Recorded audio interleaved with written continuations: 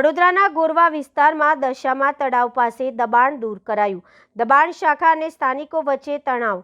વડોદરા શહેરના ગોરવા વિસ્તારમાં દશામા તળાવની પાસે ગુજરાત હાઉસિંગ બોર્ડની જમીન પર કરવામાં આવેલા દબાણે આજે વડોદરા મહાનગરપાલિકાની દબાણ શાખાએ દૂર કરવાની કાર્યવાહી હાથ ધરી હતી। આ કામગીરી દરમિયાન સ્થળ પર તણાવપૂર્ણ પરિસ્થિતિ સર્જાઈ હતી।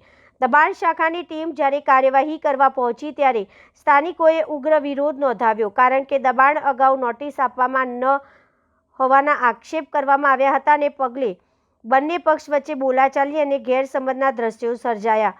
કાર્યવાહી દરમિયાન દબાણ શાખા સાથે ગોરવા પોલીસ સ્ટેશનનો સ્ટાફ, એમજી વિસેલની ટીમ તથા ફાયર બ્રિગેડ પણ હાજર રહી સુરક્ષિત અને વ્યવસ્થિત કામગીરી સુનિશ્ચિત કરી હતી। આ અભિયાન હેઠળ લગભગ 200થી વધુ ઝૂંપડા અને કાચા પાકા મકાનો દૂર કરવામાં આવ્યા। ઘટનાને લઈને સ્થાનિકોમાં અસંતોષ જોવા મળ્યો છે, જ્યારે તંત્ર તરફથી દબાણ દૂર કરવાની કામગીરી યથાવત રાખવામાં આવી છે। આજરોજ દશામા તળાવ લક્ષ્મીપુરા ગોરવા ખાતે ગુજરાત હાઉસિંગ બોર્ડની જગ્યામાં દબાણ દૂર કરવાની કામગીરી હાથ ધરવામાં આવેલ છે। ગુજરાત હાઉસિંગ બોર્ડની જગ્યામાં ગુજરાત હાઉસિંગ બોર્ડ દ્વારા દબાણ દૂર કરવા માટે વડોદરા મ્યુનિસિપલ કોર્પોરેશનની દબાણ શાખાની ટીમ અને મેનપાવર મશીનરીની ડિમાન્ડ કરેલ હતી। તે મુજબ આજરોજ તેઓને ફાળવણી કરી છે અને ગુજરાત હાઉસિંગ બોર્ડના સ્ટાફની સૂચના મુજબ દબાણ દૂર કરવાની કામગીરી ગોરવા પોલીસ સ્ટેશનના સ્ટાફની સાથે રાખી અને કરવામાં આવી રહી છે। આશરે 150થી 200 જેટલા મકાનો છે, 150થી 200 જેટલા કાચા ઝૂંપડાના દબાણો છે। વાંધો નથી, પણ આ લોકોને વ્યવસ્થિત જગ્યા તો આપવી જોઈએ કે નહીં? અત્યારે આ લોકો ઘર બાર વગરના થઈ ગયા છે, તો આ લોકોને ઘર મળે એવી વ્યવસ્થા કોર્પોરેશન કરે અને કોર્પોરેશન જ્યાં સુધી ના તૂટે ત્યાં સુધી એ લોકોને કોઈ વ્યવસ્થા કરીને આપો। અમારી માંગ આ જ છે, બીજું કંઈ નથી।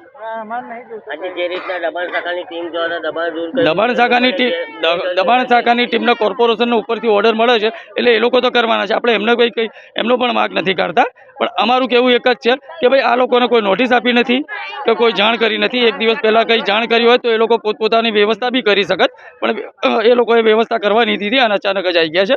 નો ડાઉટ, કંઈ વાંધો નહીં, આવી ગયા હોય તો એટલે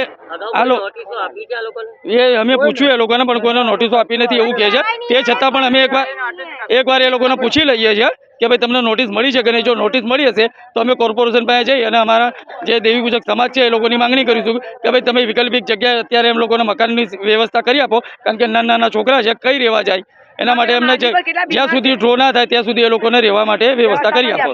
બસ। દિનેશભાઈ નારાયણભાઈ વાઘેલા, બક્ષીપંચ મોરચો, બીજેપી।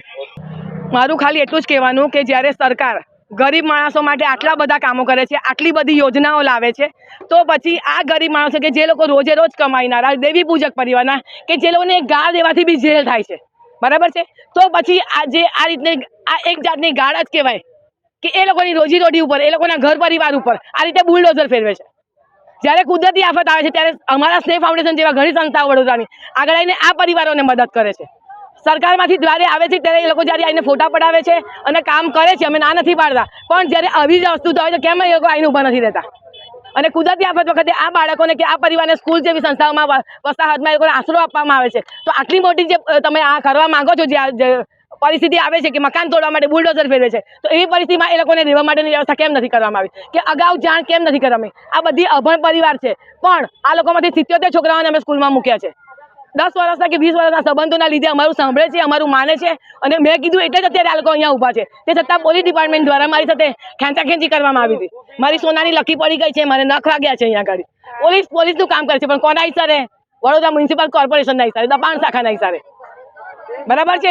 અમારી ખાલી માંગ એટલી છે કે જ્યાં સુધી આ લોકોને મકાન ના મળે ત્યાં સુધી ટેમ્પરરી આવાસ મળે, અને આ એમના પ્રમુખ છે દેવી પૂજક પરિવારના।